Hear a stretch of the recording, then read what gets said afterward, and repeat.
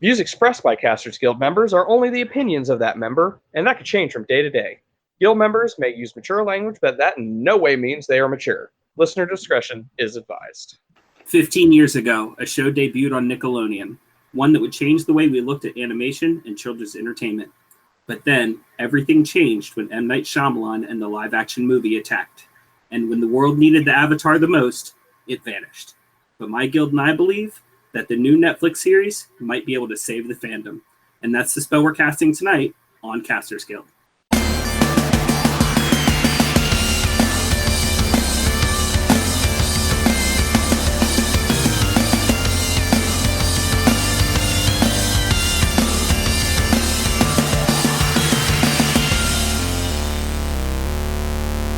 Thank you for tuning in to tonight's episode of Casters Guild. I am your guild master and the Mad King, Rick Perry. And I didn't even think of a... Fuck it. And I'm Baron Kane, because I don't think of these things on the fly. And joining us again are the same two guild members we had on our last podcast, because they both promised to be here. Feel free to introduce yourselves. I'm Ray. That's all. I'm all. I'm Tiffany, and I seem to be needing some cabbages. And my cabbages? Oh my god. Mm-hmm. Revelation. The Cabbage Man actually existed in a 1980s movie. Really? Police Academy. Oh, no. No. Okay, No. Hold on to that theory. Hold on to that theory. So tonight, we're talking about Avatar.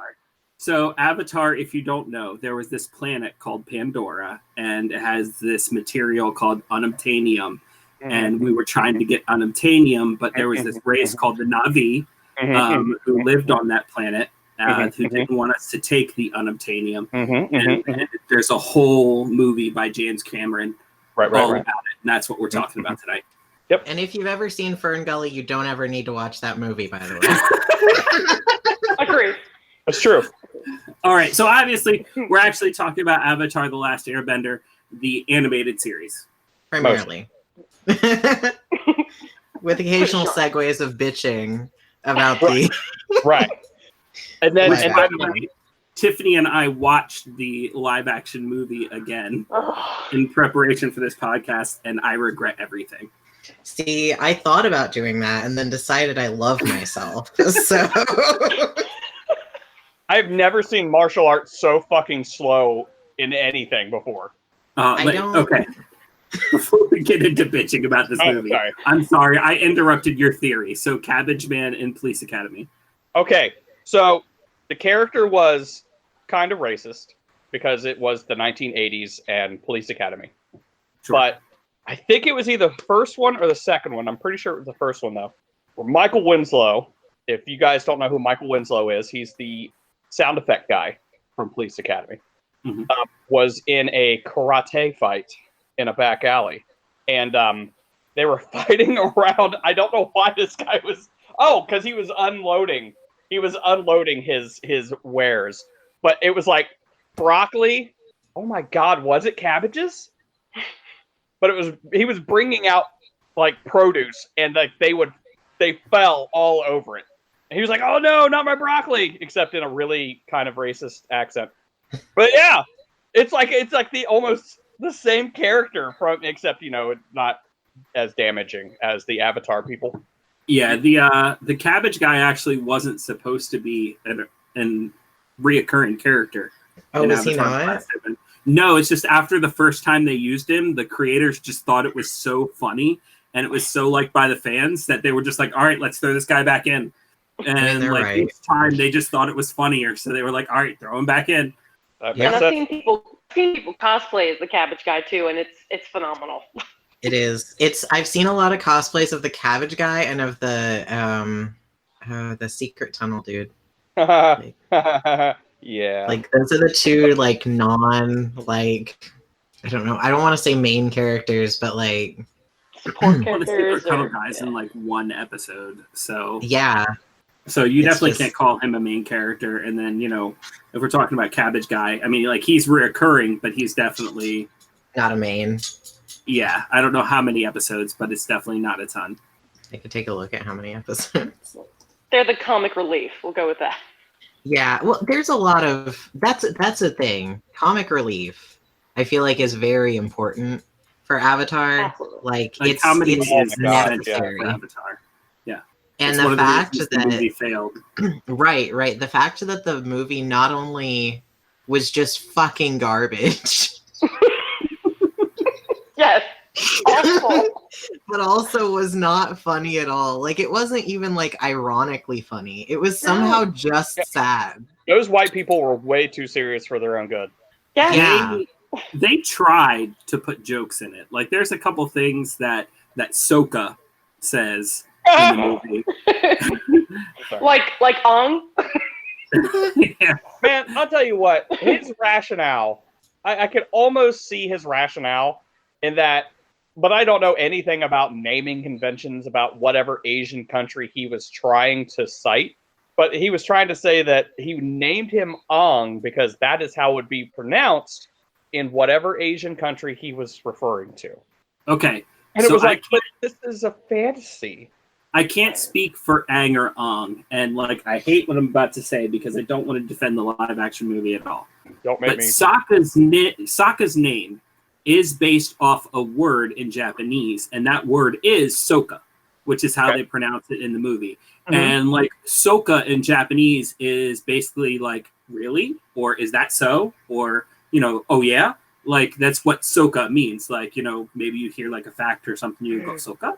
You know what I mean? Which is kind of relevant to Sokka's character. That's why they named him that. But the whole point of it was to change it a bit so it wasn't that word. So it was more of a name of the water tribe. There's even a point in the series where he goes to train under a sword master in the Fire Nation and not even thinking about it, introduces himself as Sokka. And the sword master from the Fire Nation immediately recognizes that he's from the water tribe because of the name. So he shouldn't have changed it, but that's why he did. By the way, probably the best filler episode I've ever seen in any show. Yeah, I mean, Because, that's what it was. It was a filler episode. It was kind of related to the main plot, but it was still outside of the main plot. I think it's I think it depends on how you define filler, because I feel like that particular episode was very important for Sokka's arc.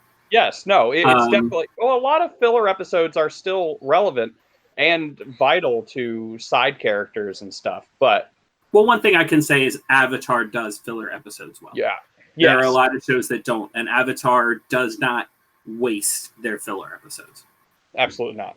I feel like I didn't genuinely recognize most of the filler episodes as filler episodes until I really started thinking about them, because I was still having a good enough time watching them Mhm. that, Yeah. and it They were felt like still there was enjoyable. still some character growth going on, Mhm. even if there wasn't actually like main plot happening. Exactly. And it was still enjoyable to the point where it's like, yes, I want to see that little side thing. Like, yeah, totally give me more. Yeah, absolutely. Yeah, a lot of people, when I say filler episode, people automatically think I'm being disparaging to that show, like with that term. But filler episode isn't a bad term to me. It's just exactly what it is. Yeah, it's just the stuff in between the main plot stuff. Exactly. Yeah, no, I get it. And Naruto. especially when you're invested in the characters, like you want to see that type of stuff. Exactly. Yes. Yeah. But like I was just kind of jokingly saying, then you have anime, which are based off of currently running manga, and they have to throw in filler episodes because they have to let the book get further ahead. So they put out some shit. I mean, it's Which we have. it's horribly We have it animated. screened. It's like, Jesus, I could have just ate ramen myself. I don't need an episode of him eating ramen. I'm fine. This is why later we have re-released Kai versions of the series where most of the Yeah. filler is cut out. Oh yeah, like Full Metal Alchemist. But I guess I'm digressing. But I guess that's a good point though for the Avatar, and I think that's why it moved along so well, because it wasn't a cartoon based off of anything. Mm-hmm. It Right. was a a living thing. I don't even know how to. I mean, it's just a cartoon. That's what I it feel was. like that's a good description for it, though. Like that it was a living thing because Mhm. there wasn't really any expectation to hold it to. You didn't have the people that had read the manga that were like, why is this happening? The book was Or- better. But You did, however, later have the books, which Yeah. expanded upon the universe, which is good. But they really took their time and made sure they did what they wanted with Avatar. An episode of Avatar, from the time when they started, concept sketches and writing the episode until the point where it was ready to air, on average for an episode was 9 months. oh wow. So, yeah, and then it was even longer for season 3 because, unfortunately, one of the voice actors passed away. Right. And what an they amazing had to- guy he is too. yeah, and they had to recast him. And so for the first half of season 3, which got delayed in the first place, the first half of season 3, his character, Uncle Iroh, only showed up in 2 episodes and was silent for those 2 episodes until his understudy could step up and take over the role. Mm-hmm. Is that what they're Yeah. called when you're doing voice acting? Is it still an understudy? I used the term because it was the only thing I could think of, but I have no idea if that's the correct term. It sounds better than replacement. That's valid. True. Yeah. I'm cool with understudy. I was just curious. But that's a good point. I don't know much about voice acting. I'd imagine they'd have to have someone waiting in the wings Yeah. to, you know what I mean? Because I think even most voice actors have people who can imitate their voice, especially Mako, who has been in the entertainment industry for So years. long. Yeah. Years. Like the first thing I ever remember him in was the Conan movie, which he was great in, by the way. It was a very, very D&D centric Conan movie, and Mako was great. I'm sure for someone who's been in the game that long, there are whatever casting agency or whatever they go through to find voice actors, I'm sure there are people on their resumes that put "I can sound like Mako" or like have like. I mean, it's got to be true. There are also a ton of people who are like, "I can sound like Mark Hamill," or "I can sound like Chuck Jones," or whoever. You know what I mean? Like, ooh, that's, or like, yeah, I'd like to see the person say, "I sound like Mel Blanc." No, you don't. you think you do, but What are you, 20? Get out of here. funny thing, you don't. You don't. That's horrible. But just to get the conversation back to Avatar, Yeah, let's sorry. start with one of our questions. I don't we say start, but like we're already, however long in. We always start with like a what's your favorite. So let's go with who's your favorite character in Avatar, and this can be, let's really make it hard and say in both the original series or its sequel. So this can be from the original series or from Korra. Oh, shit. Really? Oh, damn. So I'm torn. I'm very torn. Because Well, anytime we do this, we end up naming our top 3 anyway. So please That's it's true. true. tell us It's about how true. you're torn. Yeah. Well, because okay, so keeping in mind that it's been a minute since I've gone back and I've watched like specific episodes of The Last Airbender, but the stuff that I've most recently watched is I rewatched Legend of Korra. So that's kind of fresher in my mind right now, to be very honest. But I mean, Zuko's a hard favorite for me just because I'm forever astonished at how wonderful his character arc was. Like, it was just beautifully done. Amazing redemption arc. I think it's the only. I hate redemption arcs. I'm going to be very honest. Like 98% of the time, I hate redemption arcs. That's fair. Like, I get so angry. I'm just like, why can't we let bad guys be bad guys? Because it's never convincing for me for some reason, except for Zuko. I think the big difference was Zuko was never actually a bad guy. Yeah, Well, and I think that's a crucial thing too. Well, here's the thing too, with that thought in mind, a lot of people are noticing, and probably from things like Avatar, that the antagonist, not necessarily a villain, the antagonist is more interesting and more well received when they are conflicted and they have some kind of driving force behind them besides I'm evil. Right. Yeah. You can Well, see there. that. I feel like it makes them scarier too as antagonists. Like, not only are they more interesting, but they're genuinely frightening. Mhm. Yeah, in Zuko's case, he would sacrifice anything and everything, including himself, in order to accomplish his goal. And Which is it? Go ahead. which is really interesting because when they were originally conceiving the series Avatar: The Last Airbender, Zuko was not a character. So they were actually going to have the only antagonist be Fire Lord Ozai. Who is Oh, evil for the sake of evil, essentially. right. Yeah. Right. And then they realized they couldn't really do much with Ozai sitting on his throne.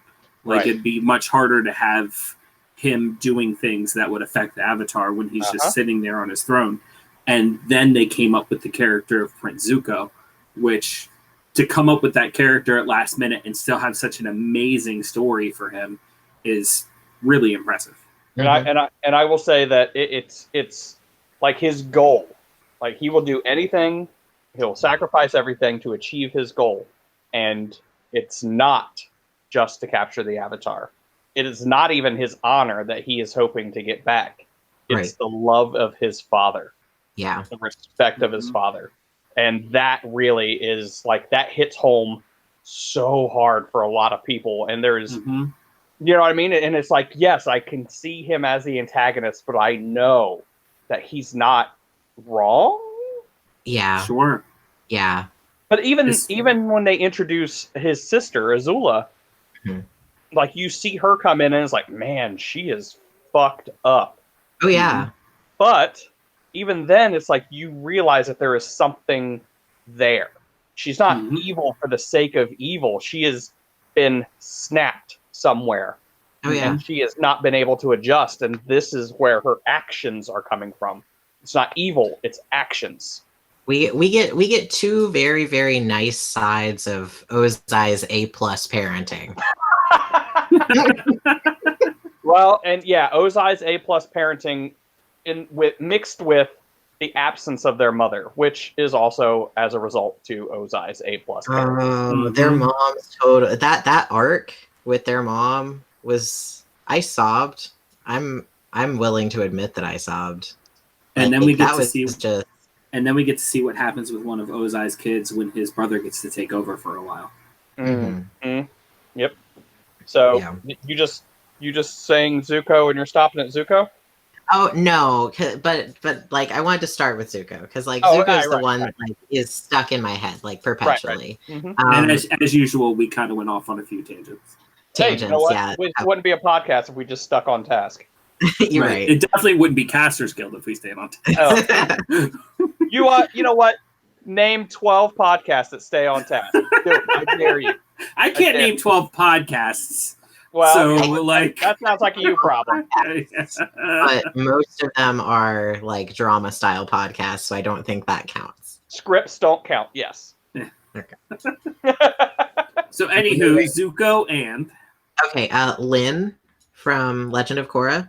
Oh, okay. I don't know why. The name's not striking. One of Toph's daughters. Oh. See, I just started watching it again, and I haven't gotten back to that part. So all that's fresh in my head are the first season kind of stuff, like early first season stuff. Yeah, it's her cop daughter. Oh, well then, yeah, she was there. Her name's Lynn. Oh, it is. Sorry, go ahead. Like, I distinctly remember when I first, like, when we were first introduced to her, I was like, oh, I don't like this person. But then as we, like, progressed through and got more of her backstory, I'm like, oh, you're just sad and you need a hug, don't you?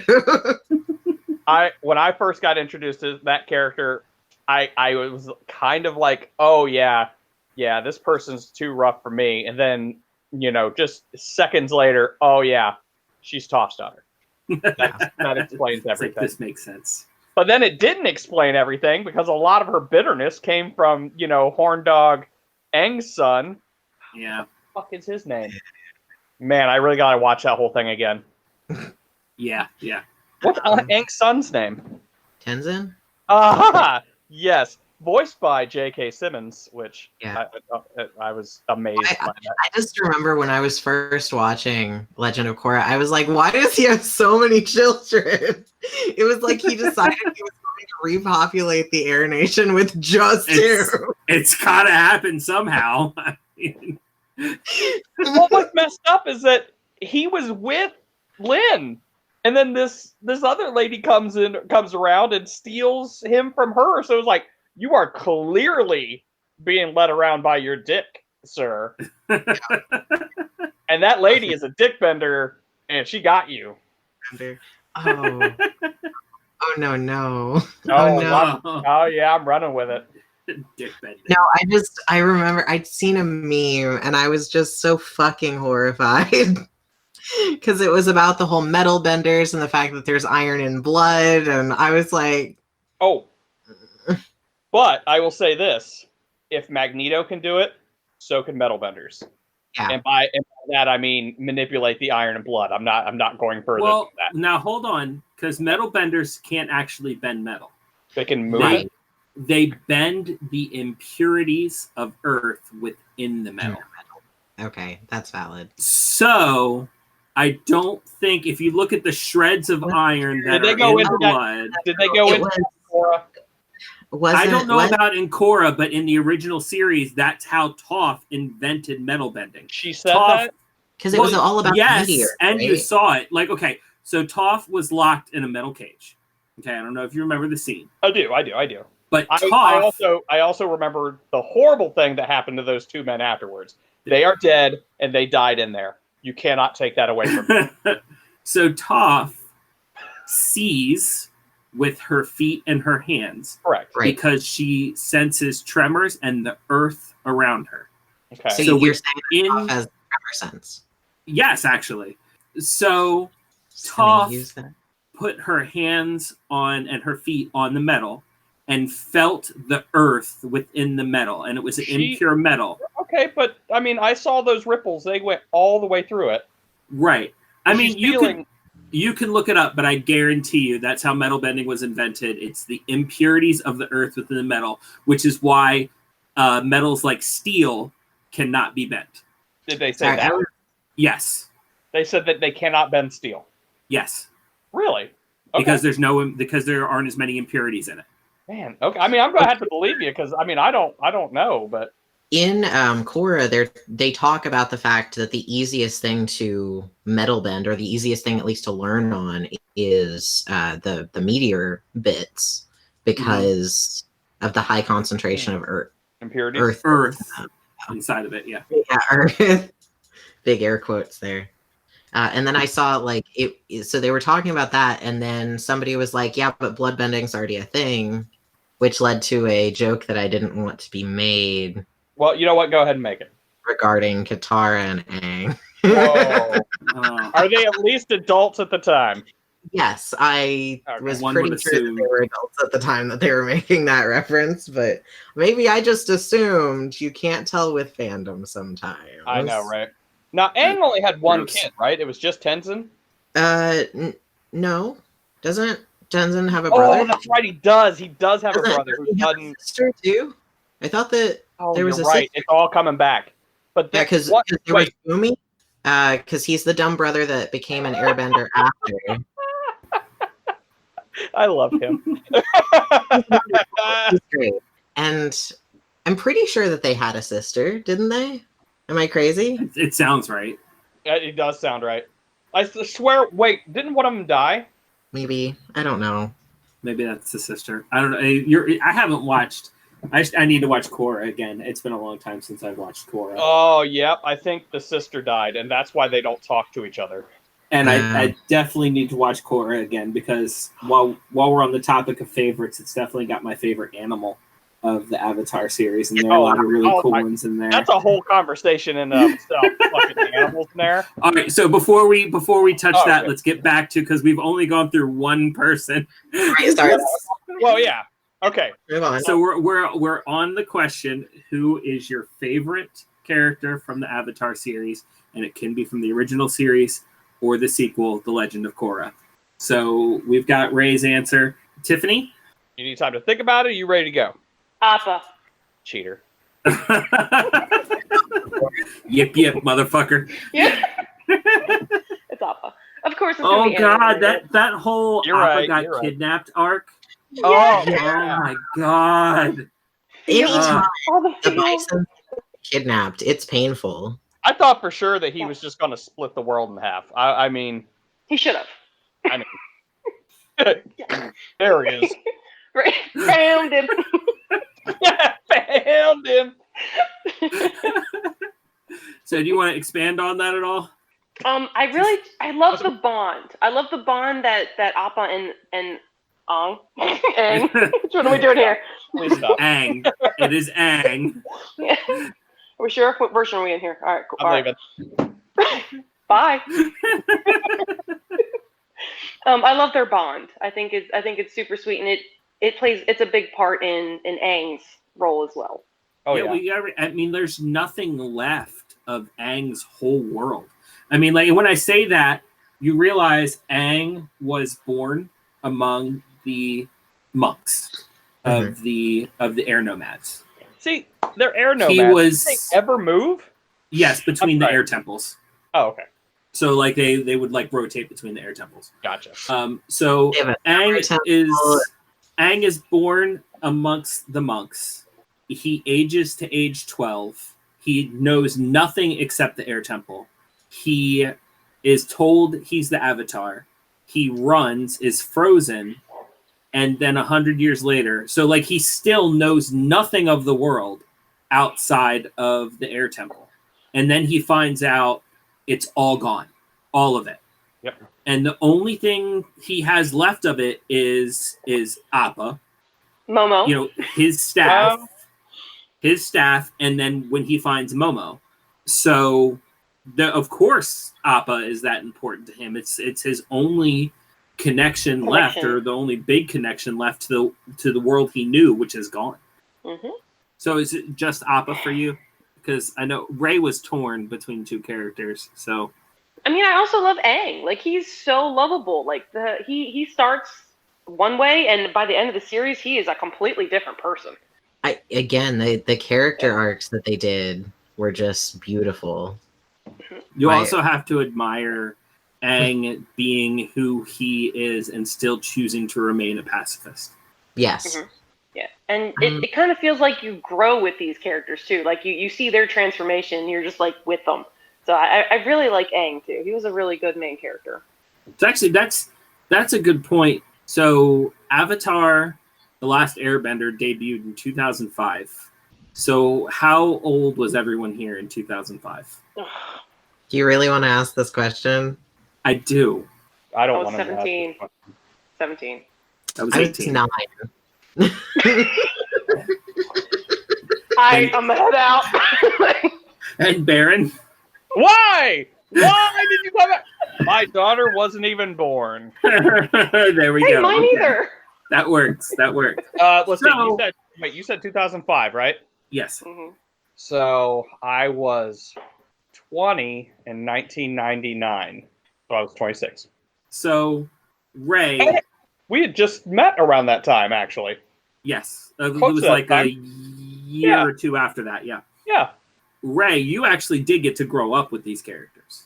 No, I did not actually. Because you didn't see it until later? Yeah, I didn't see it until later. I think I caught a couple of episodes of it when it was essentially in syndication, and I think I was like 11 or 12 when I caught a couple episodes of it. But I had a couple friends that were really into it, but didn't really get it, and I didn't watch it until like in its entirety until I was 18, I think, maybe 19. I was living up north by then.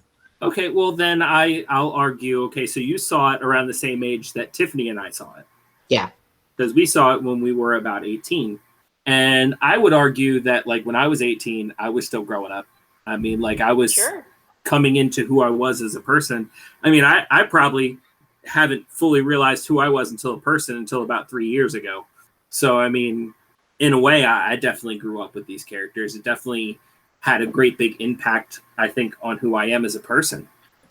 Not to say, I'm not saying it has to be the same for you. Not everybody is impacted that See, hard by a cartoon show. Well, But, and you know. it's not that. I will say that I felt like it was definitely different than anything else that I'd seen. It kind of rekindled an interest in anime as a thing, because it was always like all my friends that really liked Avatar were the same ones that really liked like Naruto and DBZ and stuff like that, which is part of why I wasn't watching it when they were, I think, is because I knew that I had no interest in those things. So the fact that they were all lumped together in their interest group, I just assumed that it wasn't going to be my vibe. Sure. And then I just kind of randomly decided, oh, well, this is here, so I'm going to watch it, and was happily surprised. But I don't think that it necessarily impacted me as like in a formative manner necessarily, except maybe as a creator. Oh, okay. Just because it did make me, it did give me that thing of, oh, this is what a redemption arc should be like. Okay. I'd still say, I would argue if it's as a creator, that's still pretty formative. I mean, I guess, yeah. I just, It helped. It helped. It helped.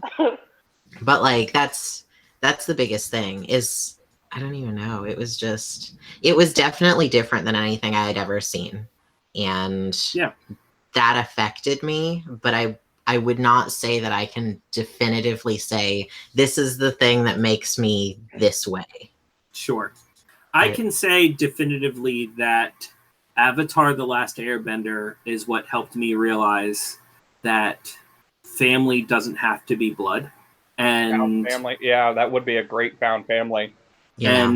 And the whole thing of, I think it was about the time I was finishing Avatar when I realized I could create my own family of people who are willing to care for me outside of my family. And so that's why I'd say it's very formative for me, because that's a big part of who I am now. And that's definitely where that started. Absolutely. Yeah. And it was hitting me at just the right time, because like Baron just said, it was around the time that we met for the first time. I mean, like Avatar had been out for a year at that point, so it wasn't even done running. Like it was still running at that point in time. So not only did I have that, but I was literally in the middle of being adopted by a found family between Brad and a couple other people. I won't name names because I'm not sure if they want their names mentioned. But if they hear this, they know who I'm talking about. Right, so, and I'm sure they appreciate it. So yeah, I would say that's very important. Yeah, and I imagine that sort of thing would be very important. That's a really great thing to take from that show and that fandom. I feel like I'm in a fair many fandoms. Like I dabble in fandoms, and like a lot of them get kind of gatekeepy. I don't think that I've ever actually met anyone that's genuinely gatekeepy about Avatar. Like, people sometimes make jokes, but it's mostly so that the punchline can be an Uncle Iroh quote. Like, I mean, yeah. So yeah, I think that's all part of that. I think a whole thing about Avatar is that Avatar in general as a series is against gatekeeping. It's about, you know what I mean? It doesn't matter what nation you're from, as long as you're about coming together, then let's do it, you know? So ironic that a fandom, or not, I shouldn't say a fandom, it is so ironic that a thing like that is, you know, against gatekeeping and inclusion and finding, you know, love in differences, has created such a gatekeepy community in the Avatar fandom. It's horrifying. I hate the Avatar fandom. Oh, see, like, I haven't ever come into contact with any of that. Maybe I'm just, like, really lucky, I guess. Well, I would say it used to be a whole lot more gatekeepy than it is now. I think Let me- when Avatar me- was first. Go ahead. Let me add you to some Facebook groups. Oh no. It's okay, you've had Okay. a couple. All So right. here's my theory is Avatar was added to Netflix. You had a whole bunch of people who just started watching Avatar on Netflix, and then the general Avatar community went, "Y'all aren't real fans. You weren't there from the beginning. Like you're just jumping on the bandwagon." That whole thing.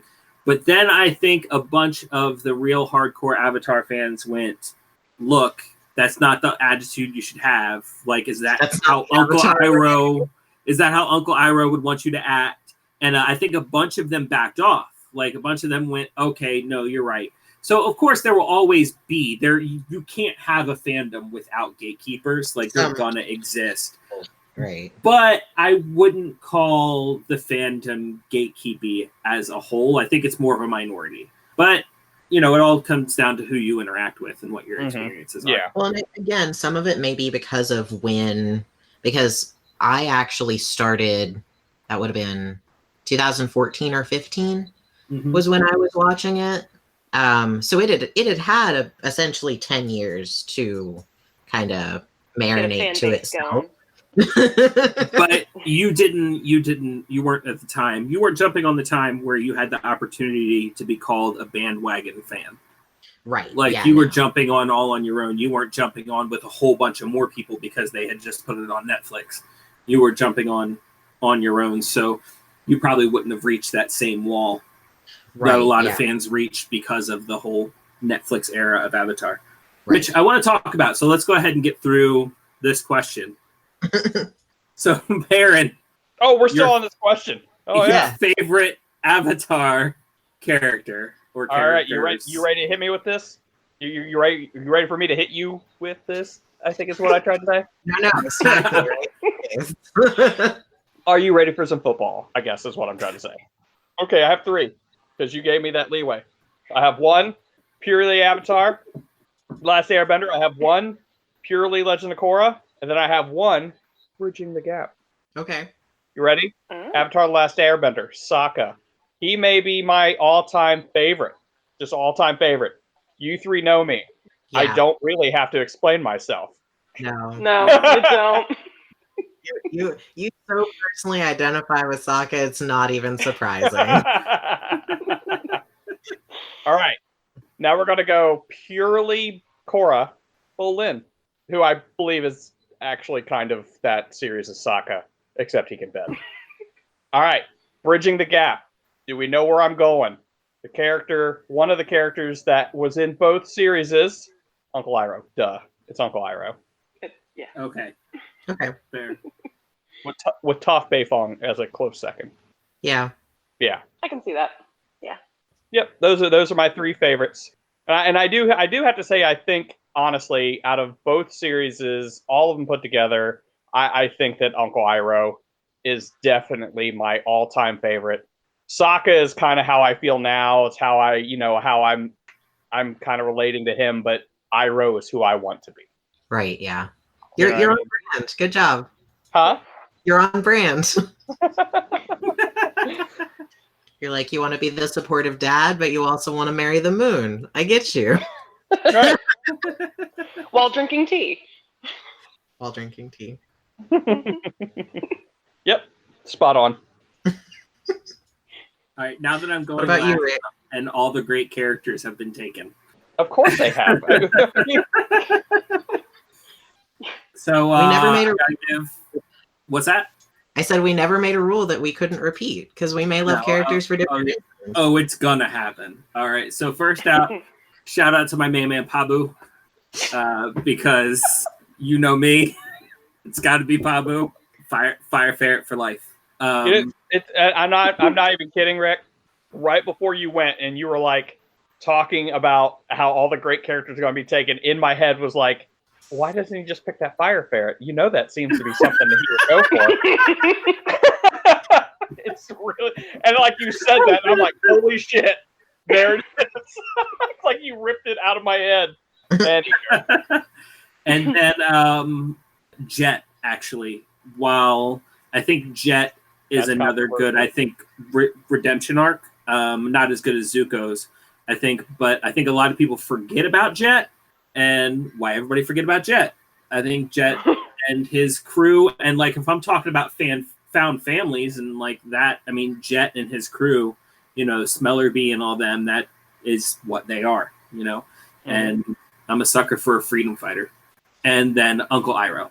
You can't beat Uncle Iroh. I mean, like the whole White Lotus thing, always got some tea ready, always ready to drop some wisdom. I mean, he's amazing. So full of secrets too. It's like he. Oh yeah.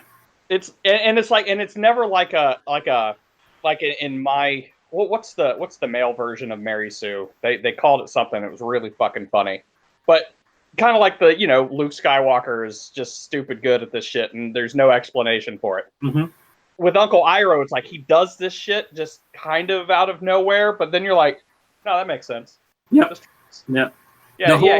He can shoot lightning out of his fingers. No. It doesn't surprise me. Like anyone who's in doubt of Uncle Iroh just needs to watch the Uncle Iroh in prison thing. Oh like, yeah. My gosh. Not only physically amazing, but mentally cunning, planning. It gives you the whole package because he plans from the moment he gets in there exactly how he's going to act in front of who, how he's going to be able to get to where he needs to be to break out, and then he executes on that plan. And if you had any doubt of Uncle Iroh being the great general and the badass that everyone talks about him being, just watch that. What is he, part. the Dragon of the West? Yeah. The only thing he was unable to conquer was Ba Sing Se.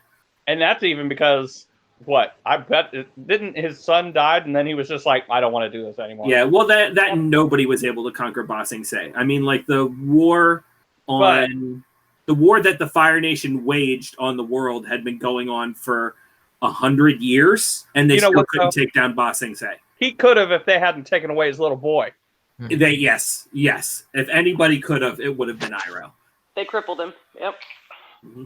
And I also have a sneaking suspicion that since Ba Sing Se was one of the main operating places of the White Lotus, that maybe Iroh didn't want to invade on the White Lotus. Oh, yeah.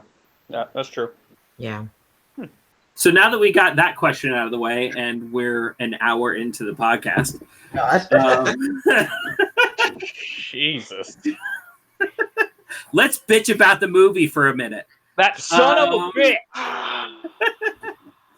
Okay, so number one, why can't he pronounce anyone's name right? Number two, why is there no comedy? Number three, why did it take 5 badass earthbenders to make one tiny little boulder slowly float across? Like, why what did somebody get hit by fire catch on fire?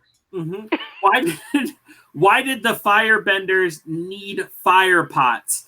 Why did they choose to make the fact that Sozin's comet was coming was the thing that, like, oh, now we can bend without using fire pots? You could always bend without using fire pots, you sons of bitches.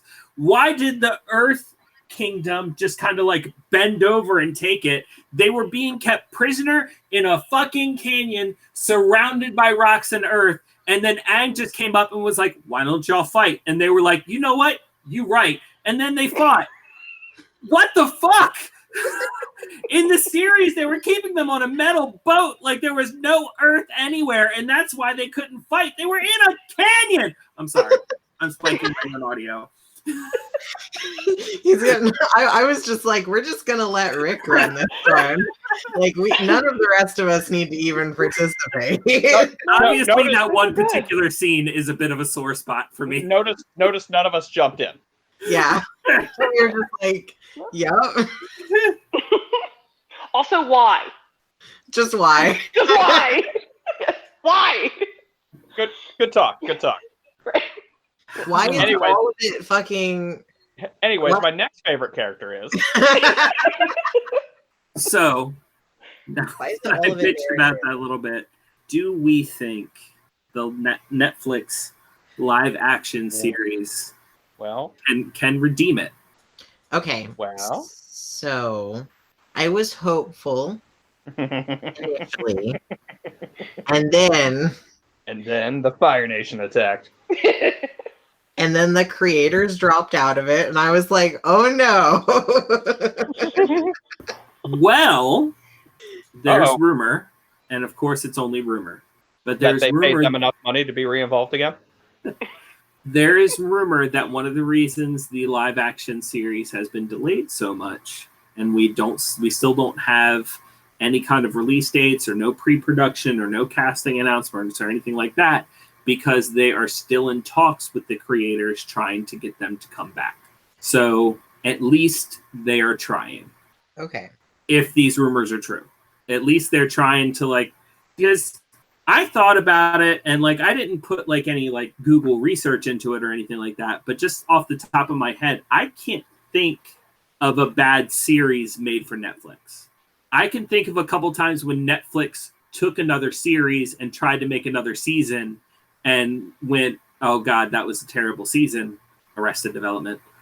But the series made by Netflix for Netflix have all been really good. I mean, Black Mirror, The Witcher, Castlevania, all really good stuff. Stranger Things.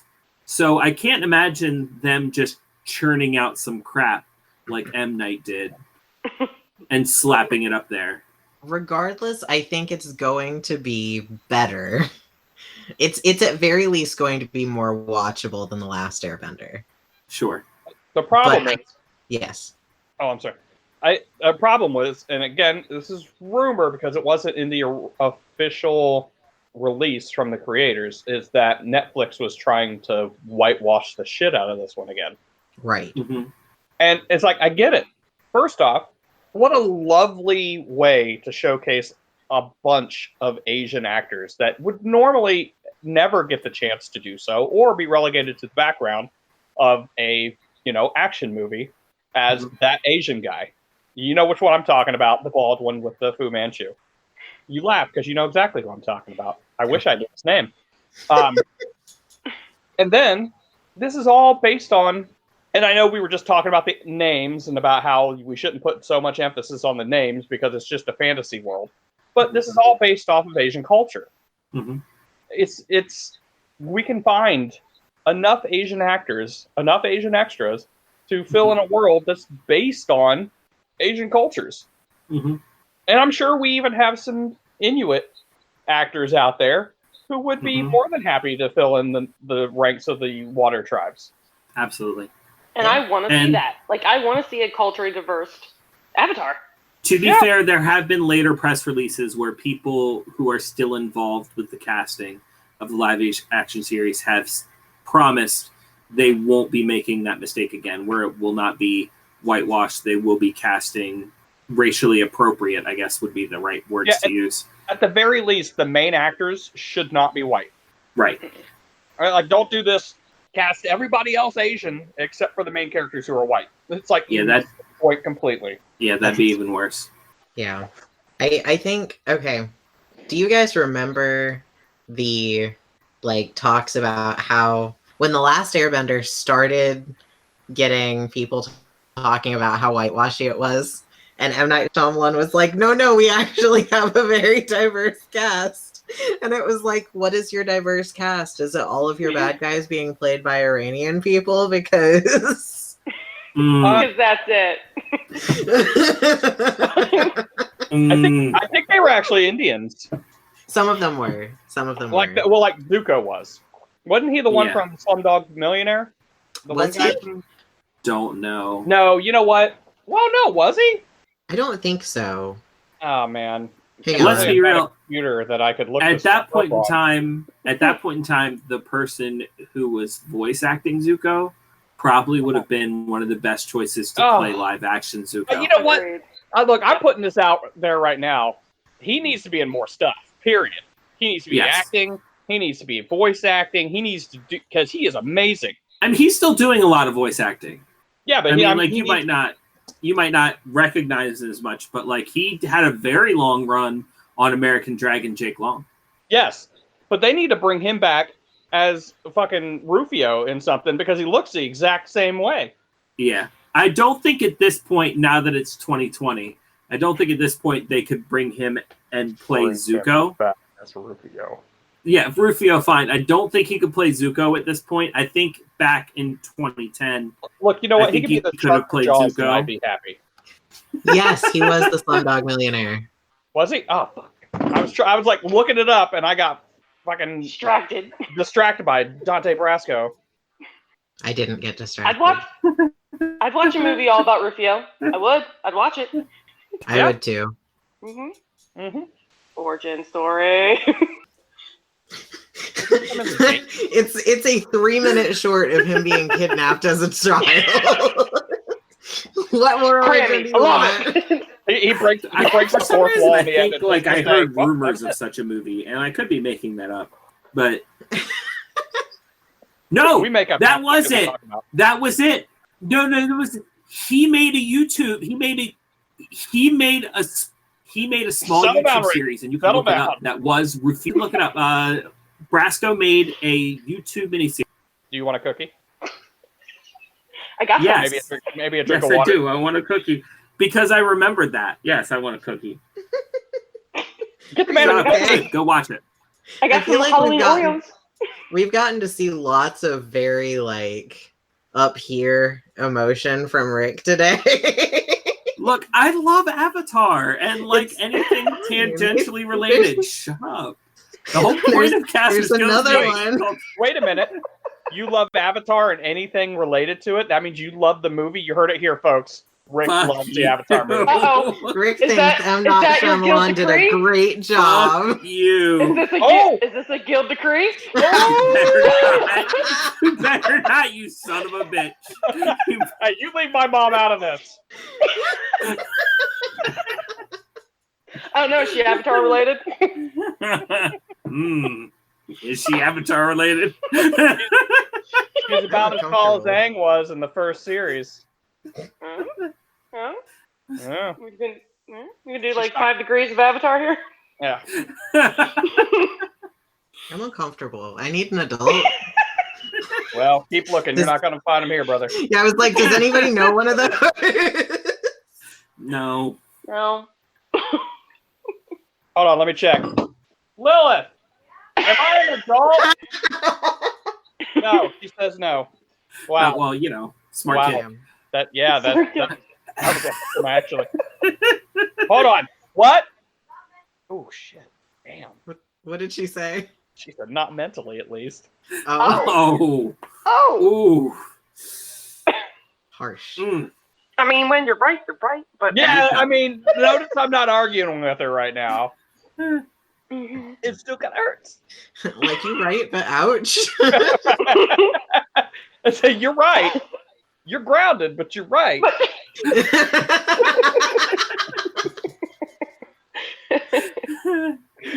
How did we get here? I got What excited. wrong Is turn how we got did we here. make? Oh, where were we? I don't fucking know. I was bitching about the movie, and then we were talking about whether or not the live action series could bring it back. Redeem it. Oh yeah. Are we? Can we say anything more about the series coming up? I will say that while I am concerned, I am cautious. I am also still going to watch it. Yes. Yeah. Agreed. I think the best way to describe my attitude would be hopeful yet skeptical. Yeah, I will give it a full season. I can't promise that. I gave Discovery a full season. I'm going to give this a full season. It's like we've been hurt, but we're willing to try again. We're ready to try again. We're ready to try When again. did that one come out? Like, The when movie? did that? Yeah, when did that horror show come out? 2010. Ooh. It's been 10 years. Right. So maybe we're ready to try to move on. Look, people can change. We just need to find the right one. We just got to find the right avatar. I think maybe we should have gone back to our first ex.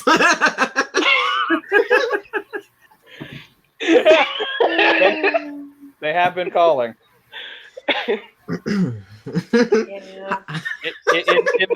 In that the cartoon is on Netflix. Yeah. They left us though. It did. I just that we pulled around with its sibling. Legend Force. You're not getting another. Yes. Hey, I got the you analogy. did too. I didn't like You it. did too. You did too. Don't judge I me. did- You were I- there too. I saw you. I don't like this place. Look, This place that we're in right now, let's leave. Like I said, I got the analogy. I didn't like the analogy. Come on now. I'm gonna make a guild decree, and it's that we can never say anything like that ever again. That's too Okay. much power. That's too Ray much can, power. You. Ray can never be on the podcast again. I'm sorry. Because stuff like that is gonna get said, and if No, it's fine. It's fine. Well, that's another one of those things. Is we're gonna say something, and he's gonna be like, "Hey, that's related to my." sorry, guild decree." dude, you're You know what? You guys, that's- you guys guild decreed for me to be here tonight. So. Well, that's again a you problem. Not us. and look, you are so. You wanted it just as much as we Wasn't did. that a non-guild master talking?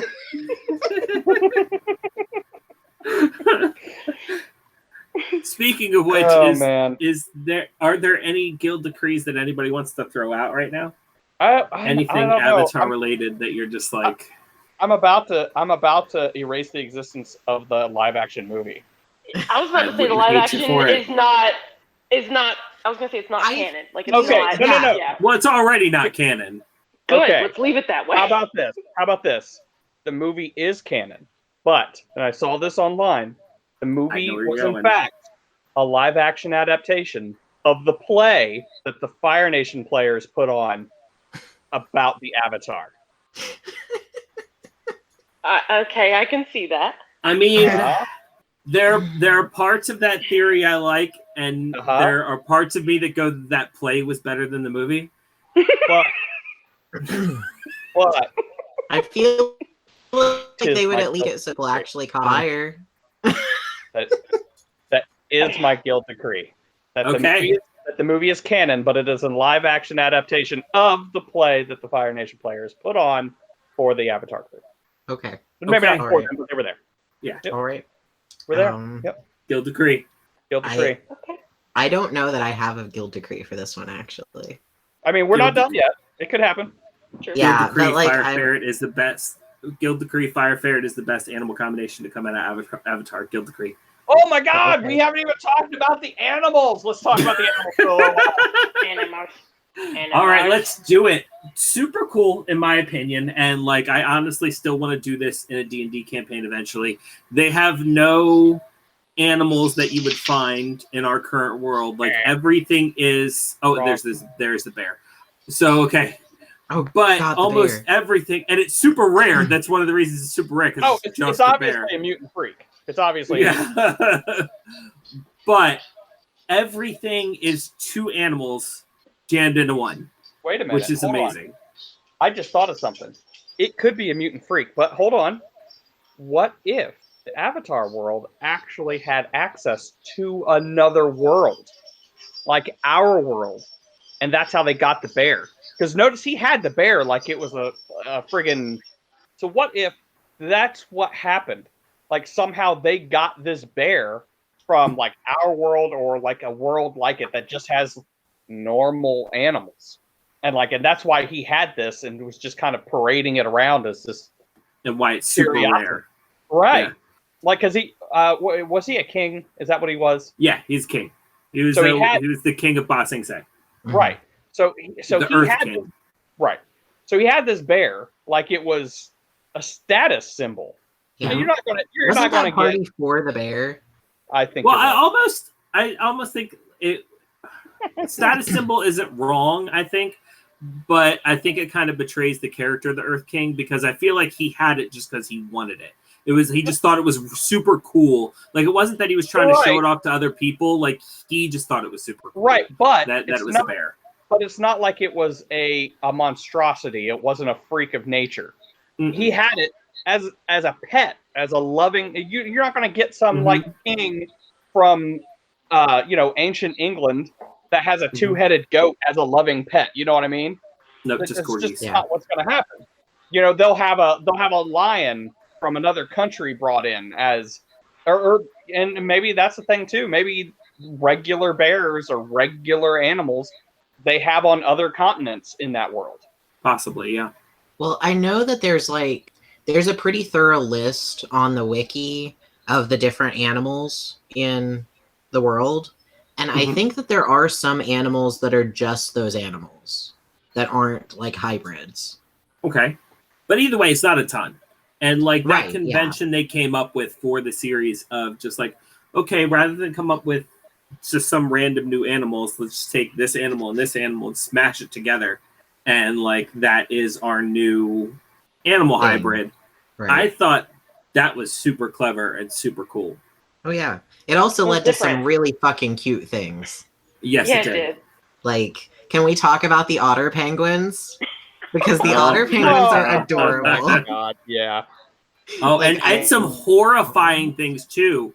It's true. Vulture wasps. Yep. Oh my God. What about elbow leeches? I don't even know what those are supposed to be mixed with, but they're terrifying. Yeah, no.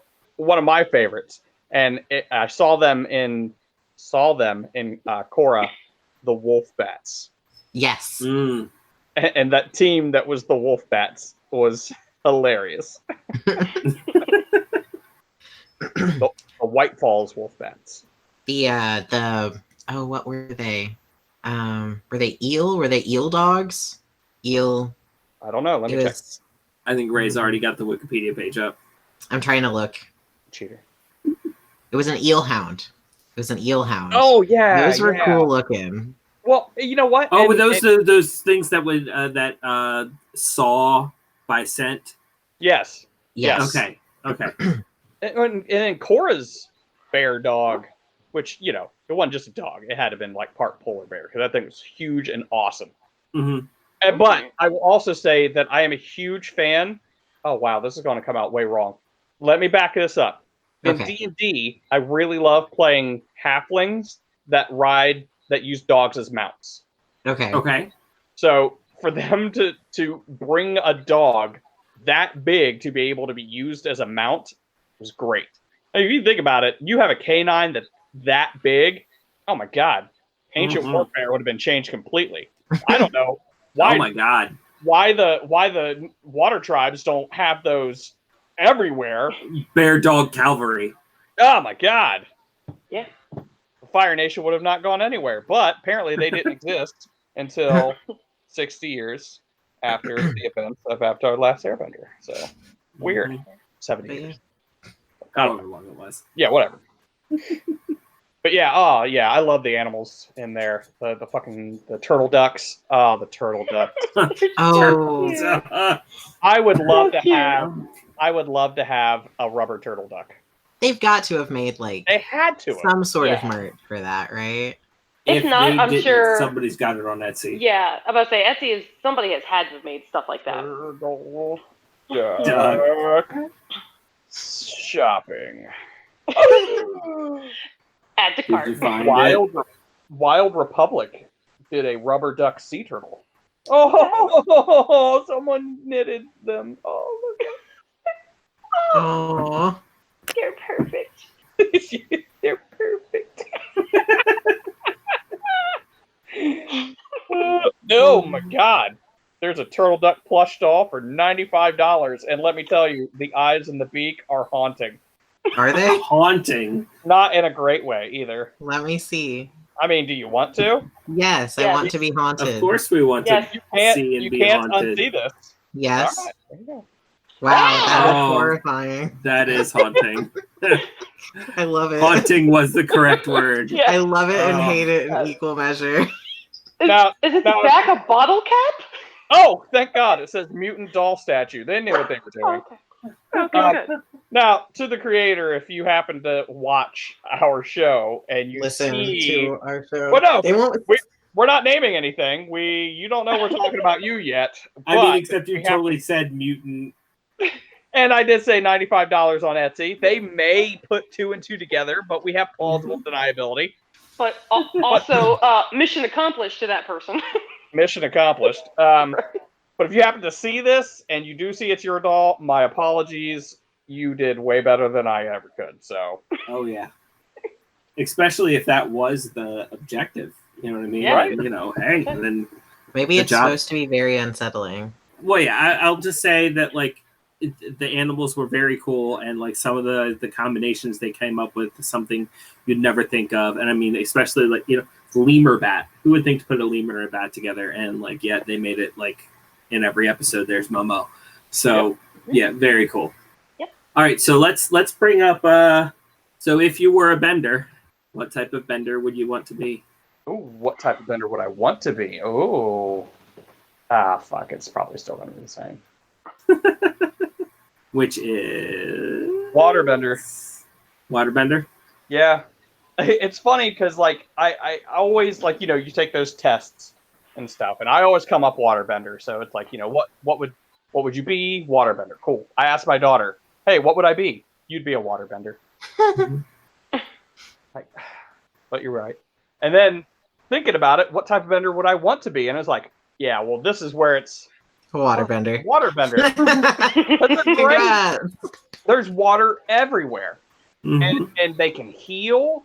And well, some of them can, but it's a waterbender thing. They can heal. It so, is. Obviously, I would want to be a healing waterbender that can also bloodbend, but Just throwing that one in there. also piss bend. But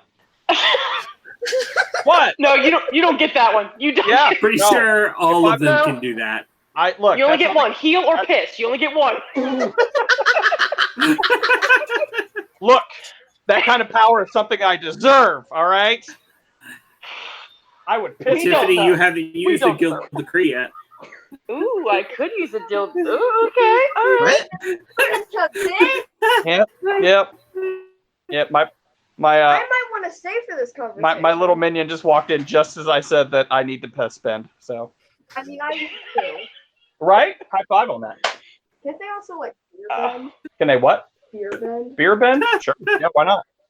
They Pin spear, same thing. I mean, Depending on the beer, yeah, definitely. Mhm. yeah. Lilith, welcome back to the Casters Guild podcast. Hi. While we've got you here, what kind of bender would you want to be? Fire. Firebender. And Fire. why firebender? Why though? All right. I'm emotional. Highly Okay. emotional. I will cry at anything. I will Okay, cry a lot at of, you kicking a rock. A lot of firebending comes from passion. Yeah, that makes a lot of sense. You'd be a very powerful firebender. Yeah. Also because I like to deal with problems head on and mostly with violence.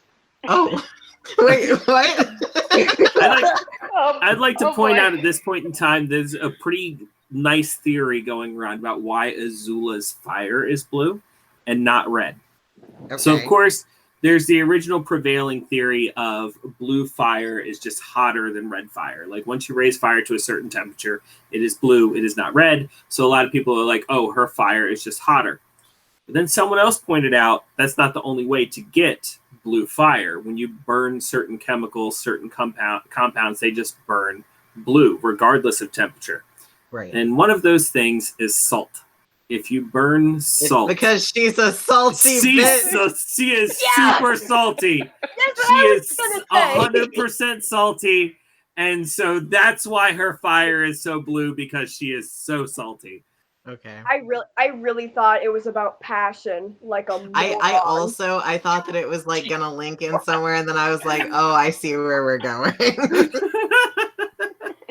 And I like that theory. I like the theory that Azula's fire is blue because she is salty. Salty bitch. Okay. So that being said, Lilith, would your fire be blue? I sweat a lot. And Ooh, sweat bend. I get the sweat bend too. oh my god. I'm gonna go ahead and take that as a yes. Oh no. Ugh.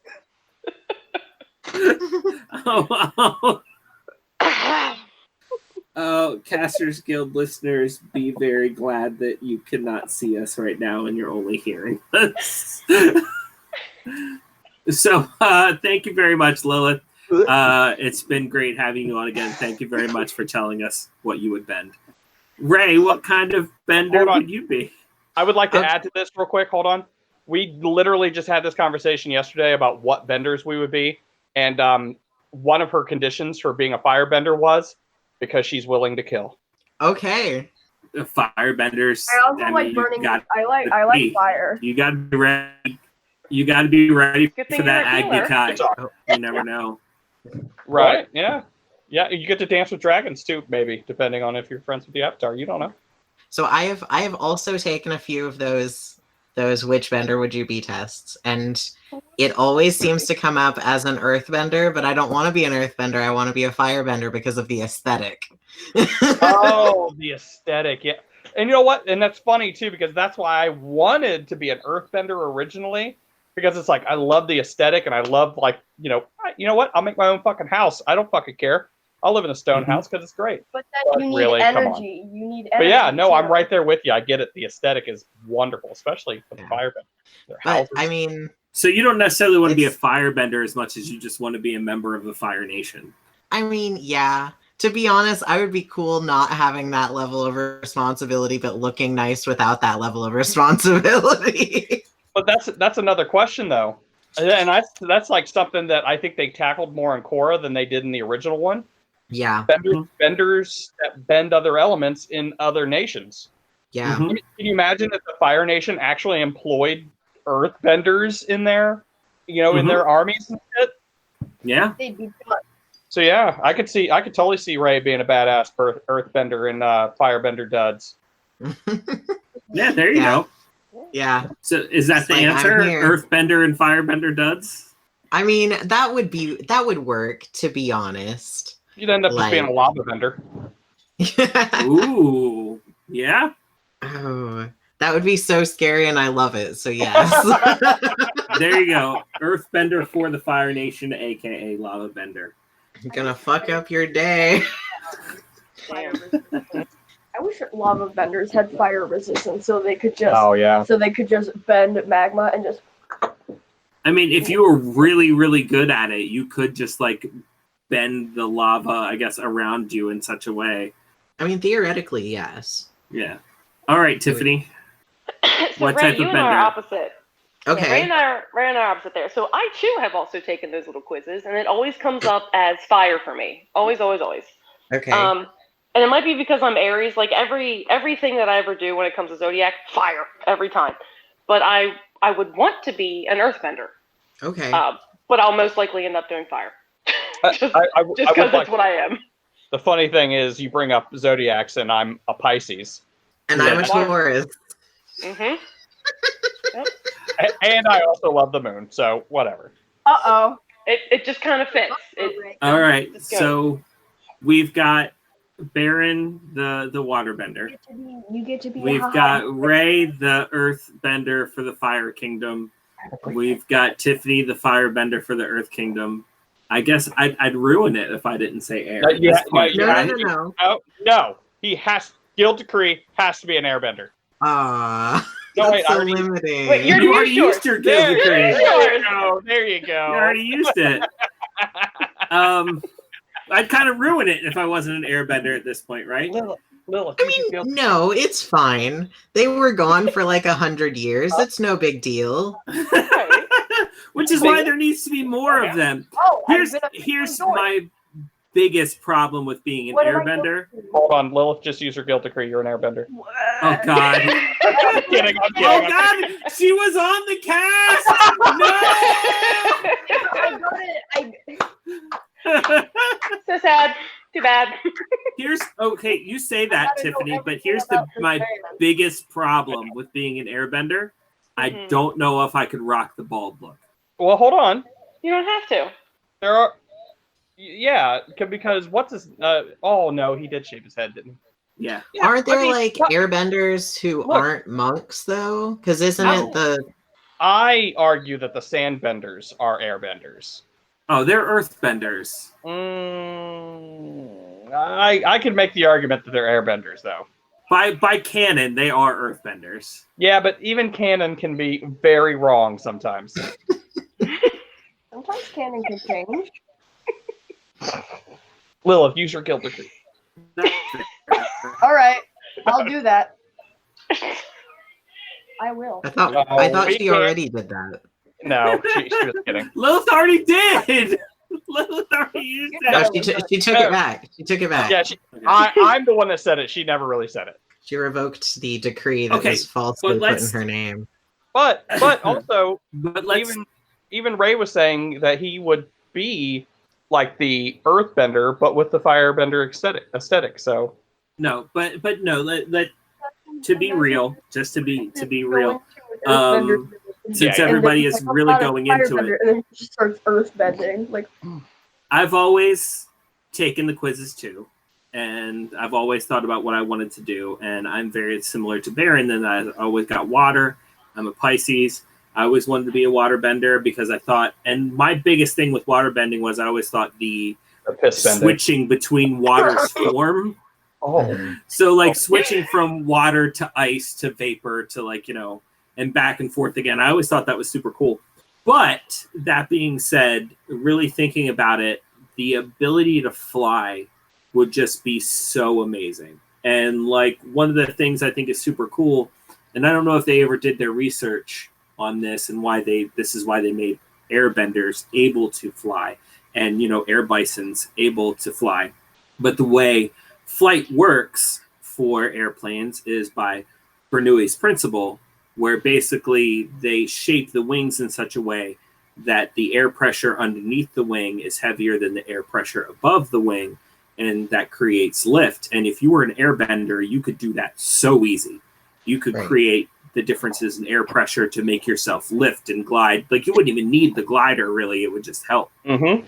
And I think just because the power of flight alone, and I feel like the freedom that you could feel flying around and soaring through the air, I think I will say airbender. No guild decree needed, airbender. Nice. But I'm keeping my long hair. I'm not shaving my head. Maybe I'll get some of the airbender tattoos, but I'm not shaving my head. I'm keeping the flowing locks. I need to feel the wind in that hair as I fly around. Okay, that's fair. You might get some more drag, but like it's cool. Yeah, but I can bend the air, so who cares? As soon as I feel it drag, I'm like, no, it's not anymore. And then, It's true. So we did it, actually. Actually, Yes. with no pressure, we actually did it. I'm proud of us right now. Good job, team.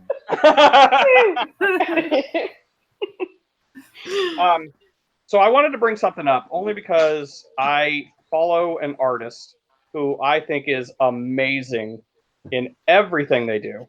But it also brings up the idea of there being a world outside of the continent that is happening with Avatar: The Last Airbender. Mhm. So this artist, give me 1 second here. While we're waiting on you, I'll just sip on some cactus juice because Hey, it's the quenchiest. Would you consider Avatar an anime or just a cartoon? okay, so this is part of the Well, Tiffany, if you listen to our anime episode, you would know that we guild decreed that it is an anime. yeah. Oh, And I will say that outside of our guild decree, I would not personally qualify this as an anime, but I could give two shits less what people call this. They can call it an anime, animation, cartoon, whatever they want. It's a great story, and it's stupid how out of shape people get over people calling this a fucking anime. So Yeah. I always thought that it was an anime. I've always called it an anime. yeah. The fact of the matter is, it doesn't really matter. But Right. Yeah. But it matters to some people out of some reason. Okay, Yeah. so I'm on point now. So the artist's name is Marcus Williams, and he does fan art of Avatar, I guess, except it's African. So they're all African style characters. It's set in a fictional world again, or a fictional country, but it's Legend of Abioye. Oh wow. That's really cool. So It yeah, you guys, anybody listening right now, if you get a chance, look up Marcus Williams. You can even just look up Marcus Williams. Avatar. Probably. Yeah, and it's amazing. He has a lot more than just that, and that really brings up the idea of, I mean, what different cultures would exist in this world, and would they have access to bending? I would love to see like an African style country that would have access to bending. I would love to see Polynesian waterbenders. Yeah. Just like a whole island chain of Polynesian waterbenders that just fuck people's shit up whenever they try to land on their islands. I mean, while we're at it, I mean, like, it wouldn't even have to be the types of bending that we're familiar with at this point. I mean, if these different nations come up with, they each have their own type of bending, who knows what happens on the other side of the world that hasn't even been, quote unquote, discovered by the people of that, continent yet. Who knows what kind of types of bendings they might have access to. And who's to say that they even bend, like, let's just say they do bend the same elements. Maybe they don't bend them the same way. Mm-hmm. Maybe there is a world or maybe there's a country that doesn't even use bending for fighting. And, like, they dance to bend the elements. And, like, they use these, cool. And they use these dances to build these beautiful structures, this architecture, and, or even there's another culture that does shit like mages in D&D. Like, they read out of a book and they lay out formula, and that's how they bend. Well, oh wait, am I just doing Avatar? Or am I just doing Full Metal Alchemist now? Yeah, that one went pretty. But I mean, like, you're not right. wrong. I mean, just because you're doing it. Guild Decree, Full Metal Alchemist happened in the Avatar world. Stop using the Guild Decree you don't have any left. Oh wait, Lilith, gun to your head, use your Guild Decree. Alright. Go ahead. No, I'm using it. I'm actually using it. Oh, are you? Yes. Oh, for real? Oh. Guild Decree. All right, get on the mic. All right. Oh, yeah, you got to get on the mic. What's your Guild Decree? I decree that Full Metal Alchemist happened in the Avatar universe. Okay. There it is. Sure. It's official. So now they can blend animals together with humans. No! Oh no! Oh no! It was fine, and then it That took wasn't. a dark turn.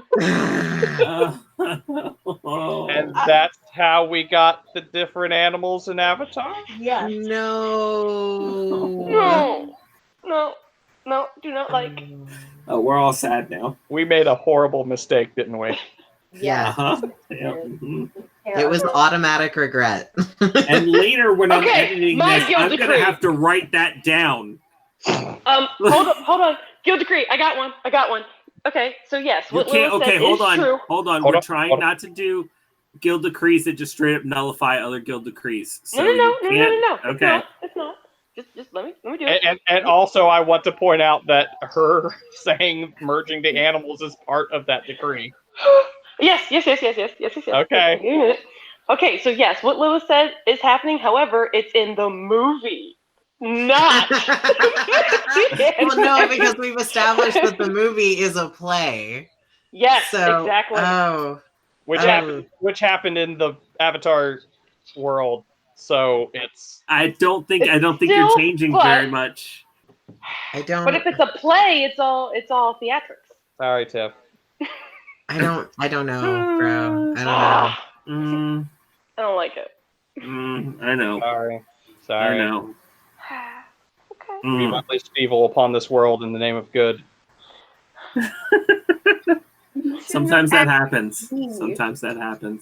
Don't like it. So essentially, Full Metal Alchemist is like hundreds of years after the Legend of Korra, and bending is just on a different continent known as alchemy. And No. Is it alchemy? It's not called alchemy. I thought it was Albion or something like that. I don't know. Well, no, they say alchemy. I mean, they say alchemy Yeah, a lot. Like the first law of alchemy is equivalent That's exchange just or the whatever. stuff that So they're doing, though. That's Yeah. not the country. I think that's what Brad. No. Oh no. Yeah. So like in a different continent, bending is just called alchemy. Amestris. Amestris is the country. Okay. So Yeah. So I was actually just saying that they called bending alchemy in there. Oh, my bad. I thought you Yeah. were talking about the country. Yes. Yeah. Called it. Yeah, you totally did. So they just call bending alchemy from where they're from because that's their culture and everything like that. So yeah, I get it. That makes sense. Yeah, I like it. I don't like where it went, but you know. Yeah. No, you know what? It could be. What it could be is like all those crazy animals existed. And you said it happened hundreds of years in the future, right? Yeah. So, but that bear, the Earth King's bear, was a mutation that was happening, and it ended up spreading across the whole animal kingdom, turning them all into like just normal animals. Oh, yeah. Okay. And then people making chimera at that point was them remembering, hey, we used to have these badass animals, these weird chimera type animals. Let's try to make them again. And then things went that south, makes so sense. they had to make laws. Yeah. Yeah, okay. We still all feel kind of uneasy about it, don't we? Yes. Yes. I mean, We're not still gonna just like- fix that. Yeah, there's nothing you can say that's gonna fix that. I'm so proud of her.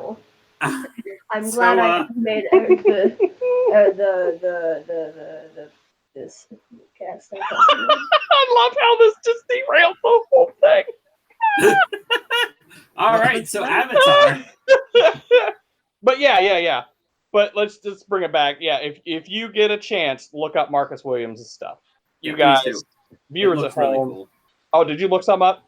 Well, Oh, not no, only just what you just showed me. gotcha. It's just I can just vouch for, because I saw what you showed. I'm vouching for you, for the listeners at home, that it does look really cool. Mhm. It is worth your time looking it up. I want to go hug my daughter and my dog. But hug not him at too the hard. same time. Don't Not hug at him the too same tightly. time. Not at the same time.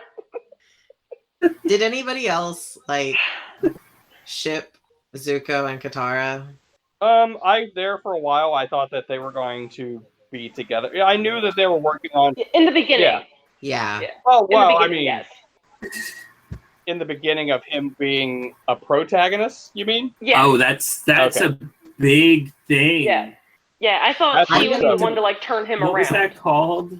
That's a big gross I think thing. they call that Zuara shippers. What? Mm, Yeah, Zuara shippers are a big part of the Avatar fandom. Utara. Okay, so 100% honest. That's a Uh, shit name. I have Katara. not even dipped vaguely That's what we're talking about. into Atla fanfic, I think. I mean, Okay. be careful. which is rare for me, as you guys know me. My opinion. Right. Sure. So I don't know what the big ships are for this fandom. I just know that I was like, oh, well, I think they're cute. They would have been. So would you prefer that over the Aang Katara? No, I didn't say that. Tang. That's why I asked. They could be poly. That's I what don't they call care. it. Is it So all really? three of them?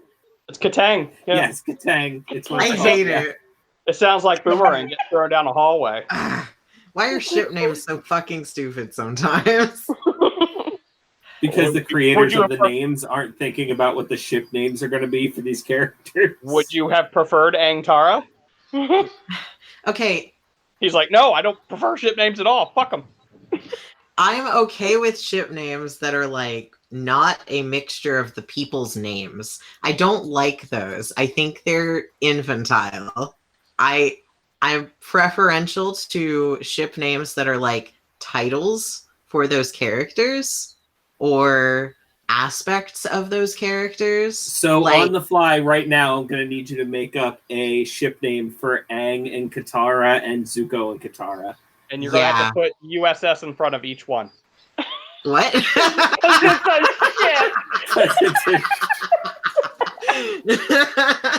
I'm leaving. Tiff will not go down with this ship. No. No. Gonna take I'd that like to little point out- phone and go. I'd like to point out the thing that literally derailed the podcast and made us all sad. Tiffany still didn't leave, but the bad pun. That's where she draws the line. I was too immobilized by depression the first time. Look, I'm just saying, there's probably some ships I'd go down on, but none of the ones in Avatar. Oh no! Mm-mm.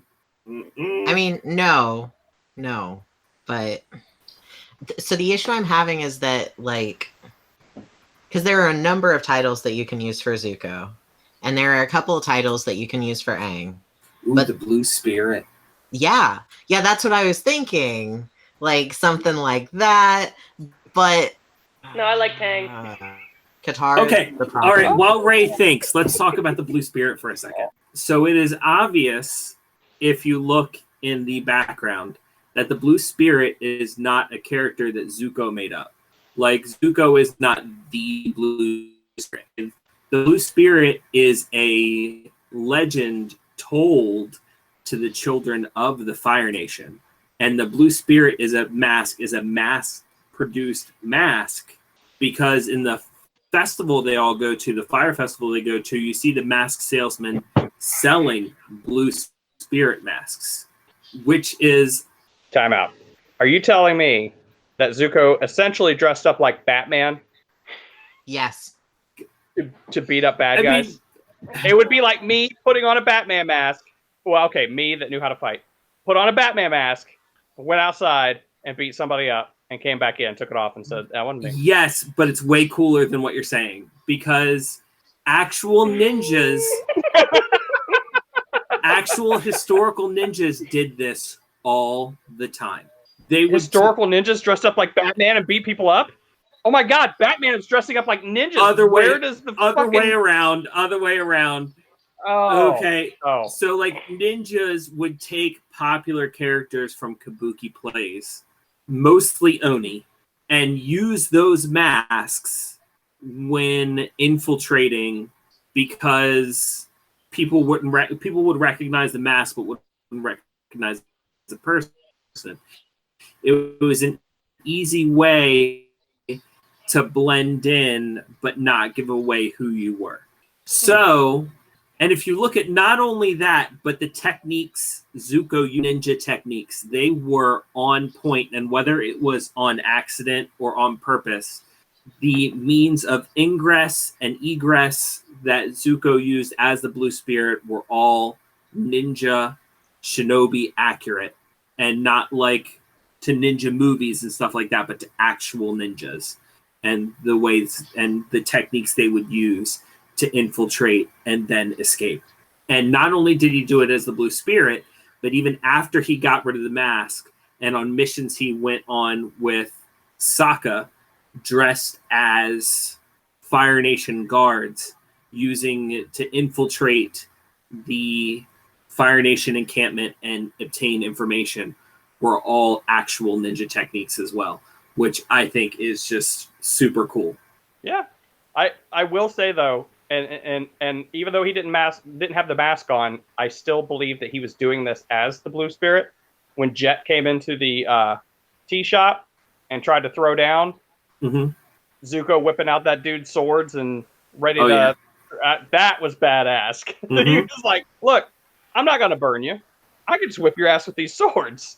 Like, the second time he appeared as the Blue Spirit, he even used substitution jutsu. Shut up. He made a log appear out of nowhere? That's not what substitution jutsu is, just because Naruto says it is. Oh. But no, this is why his favorite is Sokka. If you remember, he led the guy around the corner, and the corner saw the Blue Spirit standing there and attempted to attack the Blue Spirit, and it turned out to just be a straw man wearing the mask. Okay. And then the actual Blue Spirit, Zuko, appears behind him, drops down behind him, and then he's got it. He's his prisoner. So he actually used substitution jutsu the way a real ninja would use it. Okay. So no log? No log. Well, I think a log was involved in the straw makeup. All right, Ray, now that I've gone off on my Blue Spirit tangent, let's hear those ship names. Okay, so I could only figure out a good one for the Zuko Katara, because there's not a good alternative besides Avatar, and I hate it. So, but we have Sugar Spirit, and that's cute. Okay, so explain to me how you got to Sugar Spirit. Okay, so Spirit because Blue Spirit. That one was super easy. Katara doesn't really have any like official titles besides like what we find out in Legend of Korra when she's got like her master title for her bending style. So I instead was like, okay, well, what do the other characters call her? And Toph always gives cute nicknames, and consistently likens her to Sweetness rather, Sugar Queen, Sugar Princess, I think at one point. And so I just took that. And that would be totally something that Toph would call the two of them. Yeah, 100%. In fact, actually, I would argue that Toph probably invented ship names in that world. That's in character. That's All in right. character. So we've got the USS Sugar Spirit. Gotcha. You know what? That's my fucking guild decree. That's what it is now. Is that that's the okay, ship you have name? to say it from beginning to end. Guild decree. So, guild decree. It is no longer Zatara. It is now Sugar Spirit. All right. All right, there it is. Guild decree. That's what it is. Guild decree. I legitimately Also- thought your guild decree was going to be that Toph was the creator of ship names. And Oh, no. The Last Airbender. No. That's silly and I like it, but no. That will remain a headcanon, unconfirmed by any... By any decrees. Yeah, okay. Yeah. But I can only faintly hear. But the Sugar Spirit is now the official ship name. I like it. That works. All right, so Like, do you have Go a favorite episode? Yes. Which is You know which one. I think I'm pretty sure I do. But Yeah, the episode, and it sucks too because it is such an emotional episode, and I know that I have other episodes that I love.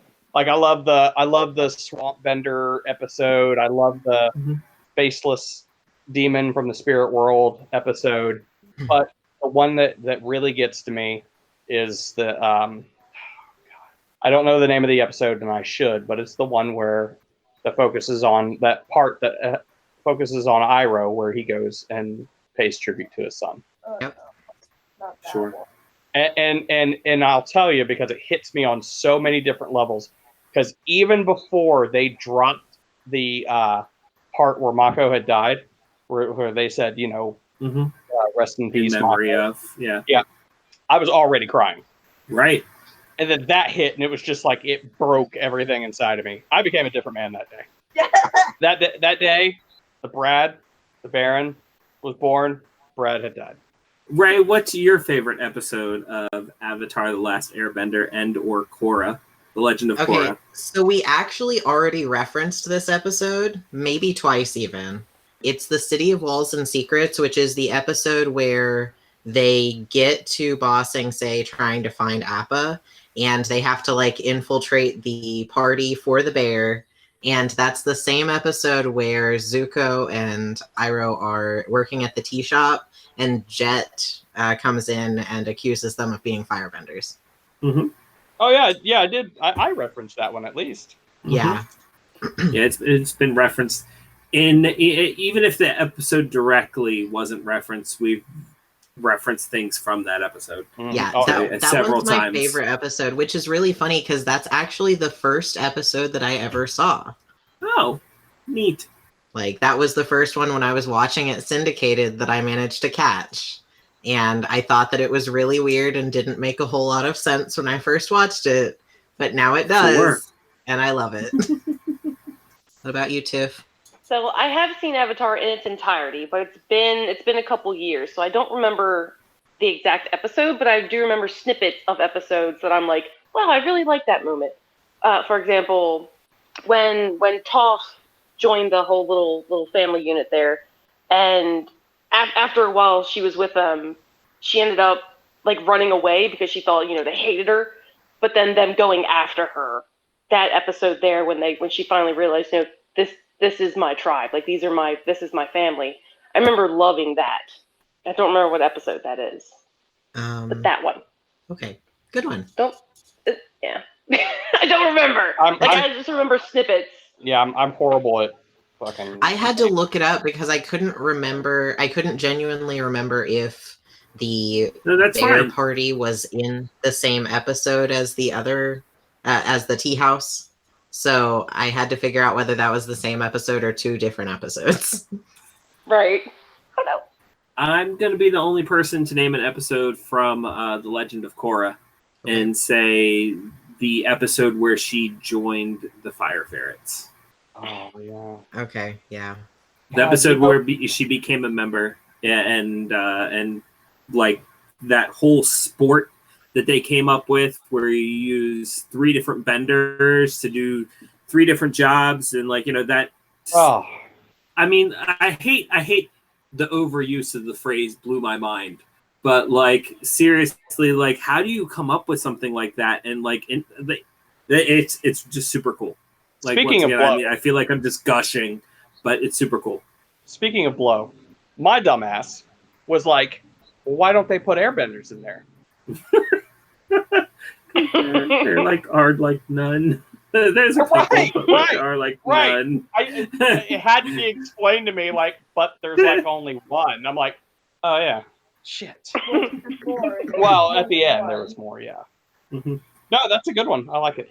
All right, so I'm going to talk about this real quick. It's going to lead into what is your least favorite Avatar episode, and I just found a list because I'm like, because there was one list that there was one that is apparently universally reviled, and I don't agree. But I found a list, and it's done by, and I'm not going to say who it is because I'm not going to call them out, but I will say that they are a channel on YouTube, and apparently they're pretty awesome. What? Okay. What? Nothing. Mm. So they're number 10. Their number 10 is the Serpent's Pass. What? That is the secret tunnel one, isn't it? Or is that the dragon one? Pretty sure it's the dragon one. Yeah, no, it's the secret tunnel one. What? Team Avatar has to pass through a dangerous route to get to the city of Ba Sing Se. No, I think that one is the one where you've got the 2 clans. Aang is still dealing with the loss of Appa. I don't know. Anyway, I think that's the one with the 2 clans, and they had the 2 sides of Serpent's Pass, and Sokka went with one clan, and Katara went with another clan, and Aang was walking in the middle, and they weren't allowed to bring food, but both of the clans brought food. is that what it was? I think. Could be talking out my ass here. Well, number 9. Oh, wait, you're right. Number 9 is Jet, the episode Jet, book 1, chapter 10. You ready? You know how I know that it wasn't the secret tunnel episode? Number 8, the Cave of Two Lovers, Which is the secret tunnel episode. Which is the secret tunnel which episode. is apparently worse than the Serpent's Pass, apparently, according to this channel. I can kind of agree with the Serpent's Pass thing. That wasn't a great episode. Oh my god! If it's the episode I was thinking of, the It's one with hilarious. the 2 clans, I didn't. No, Yeah. with the moles. No, the Badger Moles were in the secret tunnel episode, I think. That was the secret tunnel episode. The Yes, I'm saying the other one, the Serpent's Pass one. With the oh yeah, 2 no, clans. that's what I'm saying. That's how I Yeah. know that one isn't. Yeah, Because I this can one agree that episode. I don't think that was a great episode. Number 7 is the Waterbending Master. That's book 1, chapter 8, when they go to the north. Yeah, I guess that's when Aang is trying to convince that master to teach him. All right, you ready for But this he one though? won't teach Katara. Right. Well, that was a good episode. The 6 is Sokka's Master. They hate me. They fucking hate me. That's the one where he learns how to sword fight. Number 5 is the Swamp with the Swamp. Right? I don't even know which one he's reacting to right now. Sokka's Master. Yeah. Number five is the Swamp. Number 4 is the Painted Lady. That's the one with Katara as the Yeah. Oh my god, these are good episodes. I feel Number like those 3 is are the all headband. great episodes. They really are. I don't know what the headband is, and I'm not going to read through it because I'm trying to. Number 2 is Bato of the Water.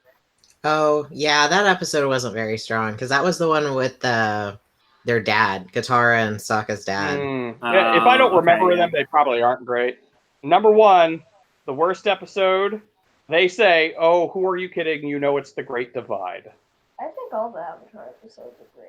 Oh, that's the one with the 2 tribes, right? Yeah, That might have been the one I Is was that the talking one- about. Is that where the one where we find out that Avatar Kyoshi is just a straight up killer? Maybe. I don't think so. I don't know.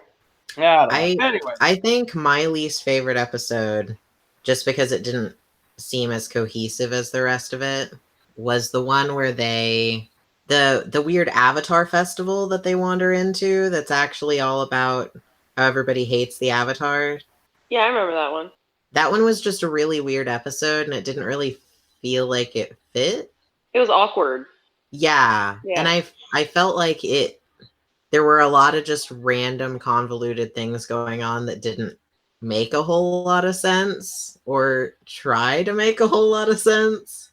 Yeah, that makes sense. No, it doesn't. I say right after you say it doesn't make sense, but you know what I meant. Makes sense that it doesn't make sense. Right. My least favorite episode would be the one I was trying to describe. I don't know if that's the Great Divide or the Serpent's Pass or whatever, but like the one with the two tribes where neither of them are supposed to bring food. They both bring food, and you know everybody's tired and everybody's hungry, and like Aang ends up getting really upset, and then he makes up a parable in order to get the two tribes to get along, and like I do remember that one. Yeah, I don't like that episode. I didn't mind it. I could see why you don't like that Yeah, episode. yeah. Mm-hmm. Yeah. I don't like any episode where, like in the beginning when Appa was kidnapped, I didn't like any of the torture stuff that they did to the animals. None of that. Didn't like any of it. Yeah, but remember, because of the alchemy, that's how. Stop it! Okay. No. Shush your whore mouth. Right? No. But honestly, I'm kind of with the list. I didn't like the Secret Tunnel one. I'm not a fan. Oh, I know it's a fan favorite, but I'm not a fan of it. Well, I'll tell you another reason why I liked it is because of that awkward scene that Katara and Aang had in it. Okay. You know what I mean? It was like that whole, everybody was like, oh yeah, they're going to get together. And then it's like awkward moment. No, you're not. You know, I love it that they threw that in our faces. yes, they did. It's like, fuck it. Things aren't as organic as we want them to be sometimes. And it's fine. And it's great. Yeah. You shouldn't force that shit. And I love that that was in a show that was mainly directed at kids. Kids that are watching things that see romantic situations on TV that think that shit is going to be easy, or, you know, shit that, like, they think that relationships are going to be easy. No. Exactly. So, yeah. But I can also see how it could be kind of annoying. So Very. Very. Can I just say that I think the hippie tribe should have been in it more? You can say that, sure. That's why you hated it. Awesome. Okay. All right. My least favorite episode is the beach. The beach. I don't even remember a beach. I can't stand beach episodes in anime, and they decided to put a. So yeah, I think that, I mean, I know that we just talked about how long we've been talking about this, but I mean, there's so much material that we didn't even go over that I think that would have added another 6 hours of this podcast. And I love that about this world. And I hope that we keep getting more material that we can just keep talking about. In fact, I would love to be able to do 8 more podcasts on the Avatar, because it's great. It's had such a wonderful impact on our culture. And if you can't see that impact, sorry, maybe you should watch Avatar more. If you haven't seen it and you're listening to this, please go watch it. It is so good. There's so many cultural relevancies. There's such good art in it. I mean, if you pause it in the right spots, yeah, it may look a little weird, but the art's wonderful. The stories are wonderful. Watch Korra, watch Avatar, read the comic books. Oh my God, the music. And it's great. It's great. There's a reason why we had such a hard time talking about our least favorite episodes, and we probably could have gone on and on about our most favorite episodes. So yes, please do me a favor. Go watch that. And I will probably have some personal promotions in the text. So Avatar is super cool, except for the movie, which is super lame. Thanks for tuning into this episode. New episodes of the Casters Guild podcast posted on Mondays. Check us out on twitch.tv/Casters Guild. We've got the extra live stream coming up in the first weekend of November. If you have any questions or want to talk to us, you can reach us at castersguild@gmail.com. Thank you very much. And before we all say bye, I'd like to leave you with this. It's a long, long way to Ba Sing Se, but the girls in the city are oh so pretty. Secret tunnel! Secret tunnel! 5. Through the mountains! Secret tunnel! Yeah! Bye, everybody. Bye! Bye. Bye! Bye. Bye. Bye. Bye.